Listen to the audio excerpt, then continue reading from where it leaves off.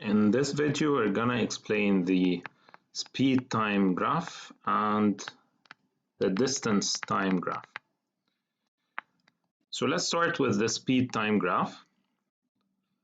So you're gonna have the speed on the y-axis and time on the x-axis. And let's say it looks something like this.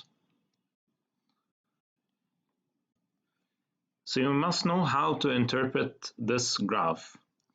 So starting from here till you reach this point, let's say if you took here 5 seconds, so this means that your speed is increasing for the first 5 seconds if your time is in seconds, of course.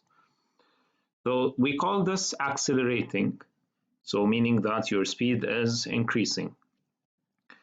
Now when you reach this constant level, here you're traveling, we call that you're traveling at constant speed. You're not standing still, but instead you are moving at a certain speed. So if we say that this is 10 meters per second, so you keep moving at a constant speed of 10. And then there's another acceleration here. So let's say you reach here 12 meters per second, and then you decelerate. When the speed is decreasing, we call this the deceleration. So you decelerate till you reach 0. Once you reach a speed of 0, this means that you are not moving. This is the part where you are standing still. If the slope of the speed time graph represents how fast your speed is increasing. So if we said that this is a slope that is steeper than the slope of this line, so this means that during the first 5 seconds, your speed is increasing at a faster rate than during, let's say, this period, let's call it from 10 to 12 seconds. Okay, so for the first 5 seconds, your speed is increasing faster because it has a steeper slope. So as the slope becomes steeper, like that, your speed is increasing faster. And the same goes when it's decelerating, right? If you have a slope like that, this is a steeper deceleration than a slope like this. So as the lines become flatter, this means that your speed is changing at a smaller rate.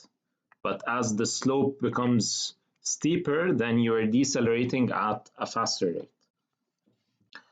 For the distance time, the same things apply, but you have different measures. So let's talk about this. So the distance time, you're gonna put the distance on your y-axis and time on your x-axis.